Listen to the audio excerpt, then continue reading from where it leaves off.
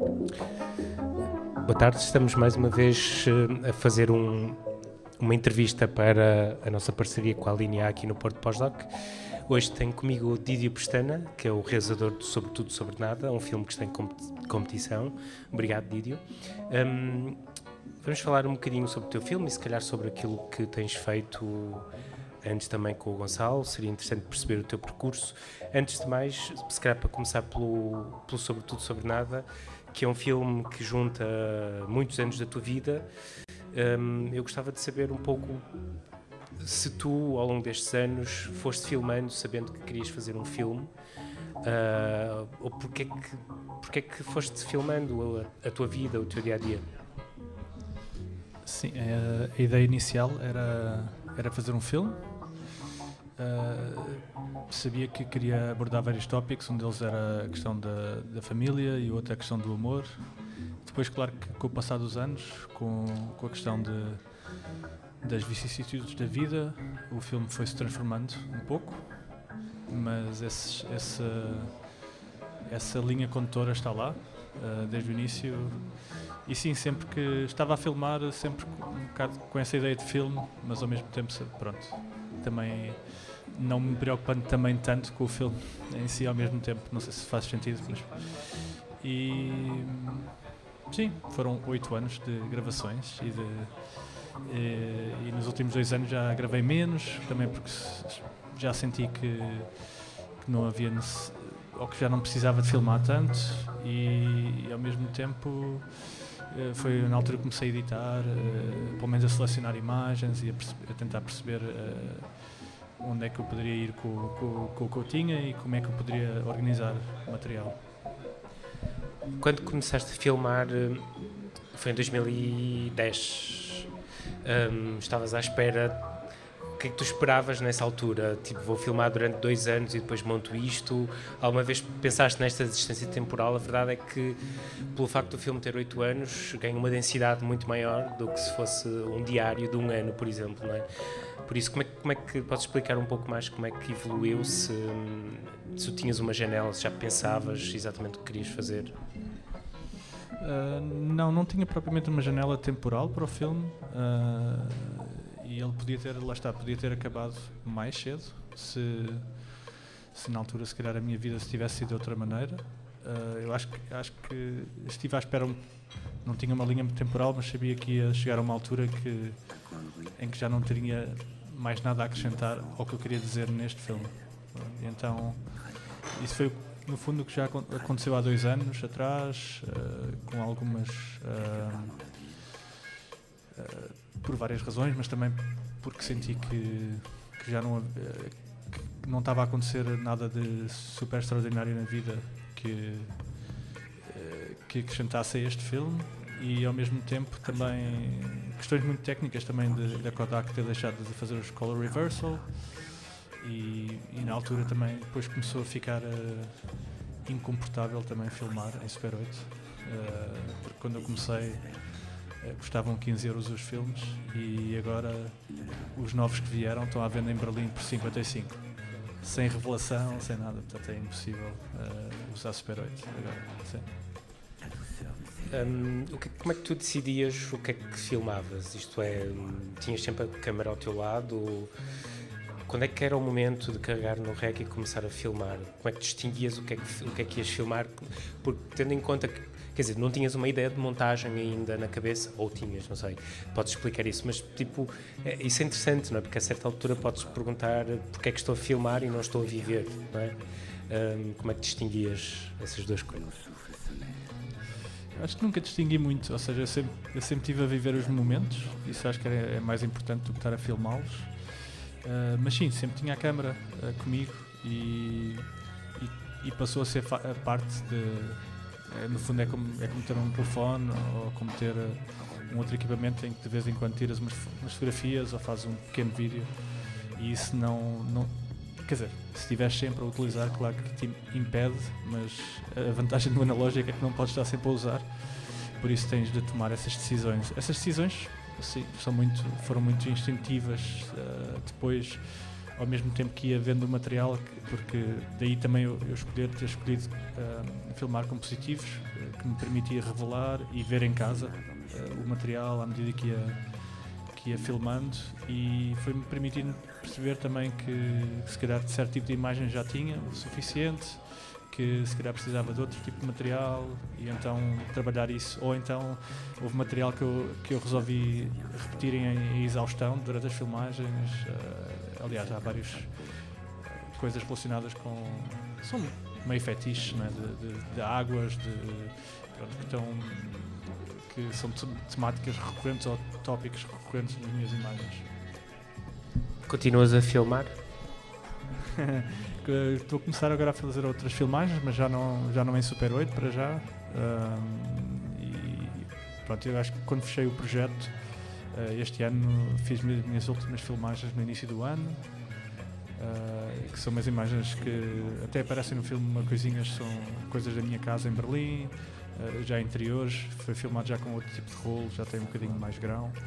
E sim, mas depois, a partir do momento em que comecei a editar e fechei o filme, fechou, e para já até fazer sentido outra vez voltar a pegar no formato ou na câmara para outros, aí sim. Mas agora estou a tentar desenvolver projetos mais na parte escrita, e tenho um projeto que é a longo prazo, mas que não quero falar, ou seja, não tenho ainda muito para falar, mas que já comecei a filmar e em princípio será em digital.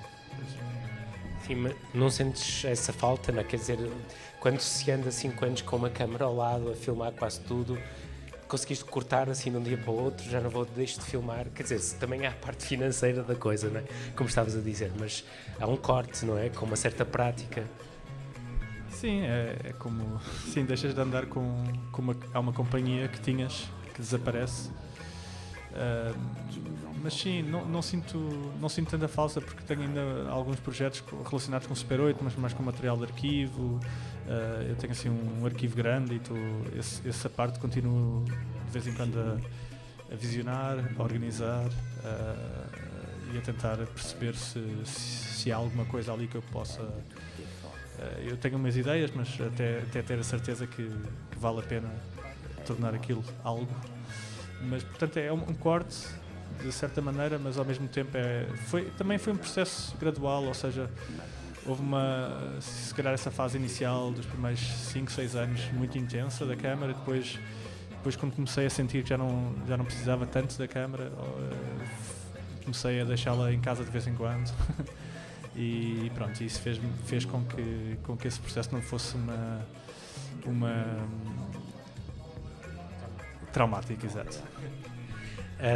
Bom, acredito que neste filme a montagem tenha sido muito importante, muito extenuante também, e ao mesmo tempo, quer dizer, é como se tu estivesses a reorganizar os teus últimos 8 anos e a construir uma linha narrativa sobre a tua própria vida. Queres contar um pouco como é que foi essa parte do processo da montagem e de voltar a ver-te? Sim, foi, claro que isto é sempre é estranho ao princípio. Acho que também daí também estes 2 últimos anos já de filmar menos, de dar espaço ao material para respirar, de certa forma eu também ter distância sobre algum material, principalmente coisas que tinha filmado portanto, há 2 anos atrás, 3, que ainda estavam muito frescas também na memória, e ao mesmo tempo dar um bocadinho de tempo para poderes processar as coisas melhor. No fundo, como a vida, não é? A gente, quando está em cima dos acontecimentos, às vezes não conseguimos vê-los tão bem.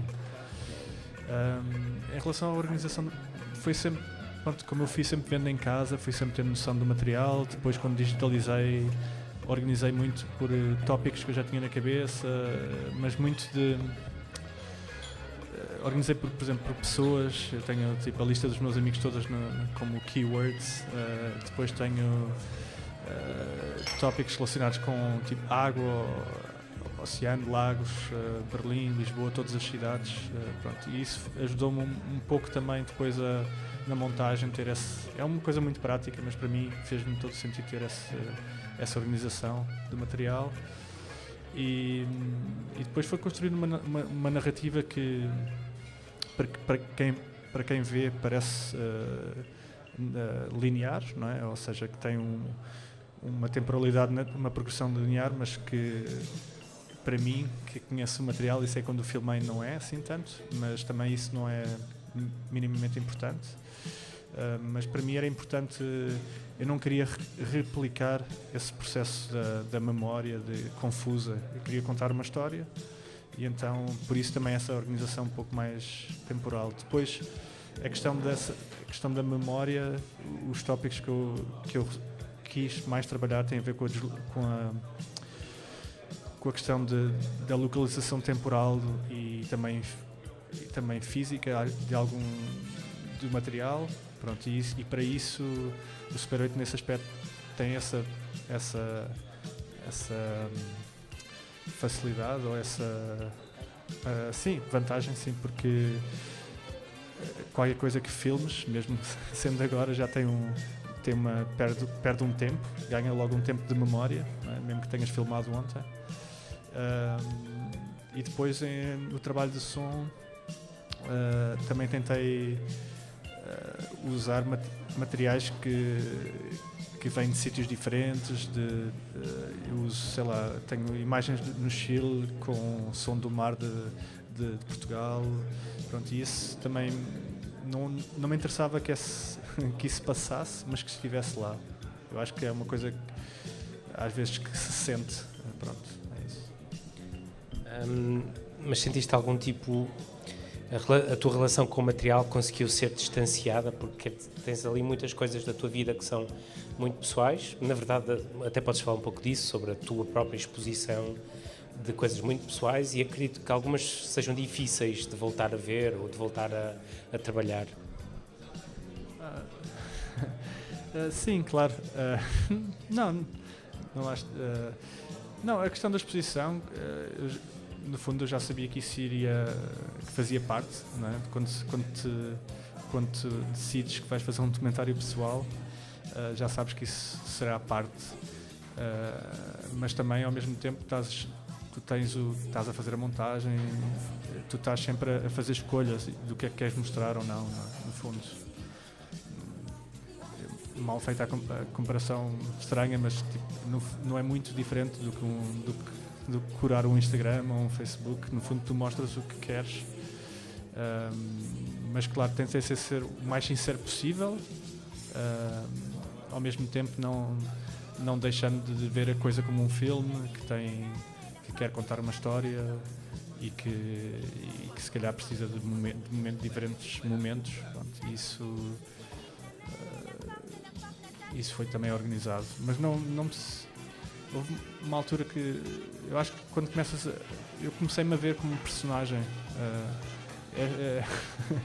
porque como ganhas distância porque estás-te a ver a imagem e de repente começas a tratar, ok, aqui estou a aparecer demais, aqui preciso de voltar a aparecer porque senão as pessoas perdem, e pronto, e começa a ser uma personagem. De resto, claro que também voltar a ver certas imagens despoletam memórias, emoções, mas também isso também me agrada porque me fez também depois, em relação ao texto, também acho que foi por isso também que estes 2 últimos anos não filmei tanto e foquei-me, ganhei esta distância também do material, e permitiu-me também agora poder olhar com o lado mais crítico e poder estar a construir o filme sem estar em cima do acontecimento.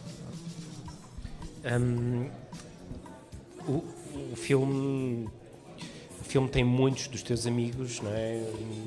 Filma também um pouco, acho que uma das passagens mais curiosas é a forma como tu filmas, por exemplo, a ida do filme do Gonçalo a Locarno, ou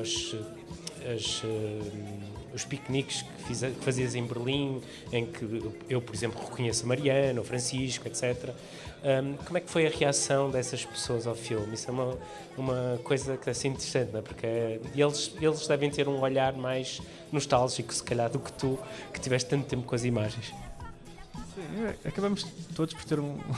Eu também tenho ainda, às vezes quando vejo o filme ainda tenho um lado nostálgico em relação às coisas, mas sim, pronto, eu sempre desde o início sempre comecei a filmar as coisas, disse que estava a fazer um filme. Claro que depois, passado 3 anos, já ninguém acredita que estás a fazer um filme, mas eu continuava a filmar e a dizer isso. Sim, tem sido assim muito bom partilhar o filme. Eu fui sempre também partilhando as imagens com as pessoas, as imagens das pessoas, fui sempre, e depois mais para o final também em Berlim ainda no processo de montagem fiz um visionamento também para muitas pessoas que também aparecem no filme, também porque precisava que eles o vissem, precisava também de abrir o filme a outras pessoas, mas tem sido sempre incrível mostrar o filme. Eu mandei o link ao Gonçalo também, que ele, pronto, e na altura também o Chico e a Mariana também já o viram, eles agora vão ver em sala, que é incrível. E sim, tem sido uma experiência muito boa estar a partilhar isto com os amigos, no fundo é ótimo partilhar com as pessoas e é incrível poder partilhar também com os amigos próximos que aparecem e que estão na imagem. Sim, mas desculpa insistir só ligeiramente, mas qual é que é a reação mesmo deles? É tipo, olha, tão novinho, não sei o quê, queria voltar a ser assim? Sim, as pessoas reagem de forma diferente, mas sim, claro que tive amigos que ficaram super nostálgicos com as imagens, porque houve ali há uma época de Berlim, principalmente com algumas pessoas que estiveram lá durante 5, 6 anos e depois voltaram para o Porto, por exemplo, que há uma certa nostalgia de uma época em que fizemos muitas coisas juntos também de trabalho. Por exemplo, eu com o Francisco e com a Mariana, com a Catarina e com muito mais pessoas, éramos 11 pessoas. Tivemos um coletivo em Berlim durante 3 anos, depois estendemos 2 anos, mas já com um grupo um bocadinho diferente. E toda essa vivência constante de trabalho, mas também não só de trabalho, de muita amizade que se foi construindo. Sim, há ali eu não sei, as reações têm sido sempre muito positivas, de nostalgia, tipo, a Mariana falou-me muito que vai gostar muito de mostrar isso um dia à filha, pronto, como é óbvio. Em relação também a este filme, não é? É o teu primeiro filme. Tu trabalhaste durante, pelo menos em mais do que um projeto com o Gonçalo Tocha. Talvez o que as pessoas possam reconhecer mais é o É na Terra, não é na Lua, em que vocês eram realmente uma dupla, não é? Também nesta espécie de filmagem quase diária, de que maneira é que essa tua relação com o Gonçalo e com esse filme depois se reflete neste filme? Achas que há uma relação direta com esse tipo de práticas? Foi uma coisa diferente? Se puderes falar um pouco sobre isso. Não, sim, pronto, eu já trabalho com o Gonçalo há bastantes anos. Aliás, começámos com bandas desde o tempo da faculdade e já nos conhecemos há muitos anos e criámos dentro e fora do trabalho uma amizade muito forte e para mim eu aprendi e aprendo com as pessoas com quem trabalho muito e tento perceber o que é que também para mim é importante, e esse também foi o estar a fazer som. Eu gosto normalmente de trabalhar em projetos mais pequenos porque me permite estar mais envolvido no processo todo e também tirar, se calhar não tanto tiro menos proveitos financeiros, mas tiro mais proveitos de aprendizagem. E sim, com o Gonçalo é isso, eu aprendi muito. Acho que temos também existe uma razão para a gente trabalhar tão bem, mas ao mesmo tempo somos pessoas, lá está, pessoas diferentes, com maneiras de ser diferentes, mas que ao mesmo tempo que se complementam. E eu vejo o Gonçalo tem também, e o filme do Corvo, por exemplo, é um filme muito de tentar filmar tudo, não é? de tentar estar em todas as partes. Pronto, eu não era isso bem que eu queria como o filme, mas ao mesmo tempo existe, claro, eu consigo ver paralelos aqui e ali, mas a mim agradou muito esta questão de das interpessoalidades todas, não é? De falar do trabalho, e que neste caso também tem a ver com cinema, que depois aparece, quer dizer, eu e o Gonçalo aparecemos com o Rui também, numa época que tivemos a montar o filme do Corvo, no Senta. Depois o filme aparece já em Locarno, depois eu estreio o filme em Locarno. Tudo isso parece que faz sentido, não é? As coisas ligarem-se todas. E agora é isso, agora vou estrear no Porto, está cá o Francisco e a Mariana, há umas pessoas, infelizmente não estão cá, mas que também estão no filme, e sim, é um prazer. Eu acho que essa ideia de comunidade, mesmo, obviamente cada um tem a sua identidade, mas essa ideia de comunidade é muito bonita, e por isso é que eu acho também que o teu filme é bastante bonito nesse sentido, de fazer viver uma comunidade através do cinema. Dídio, muito obrigado, e vamos ver o teu filme hoje e durante esta semana.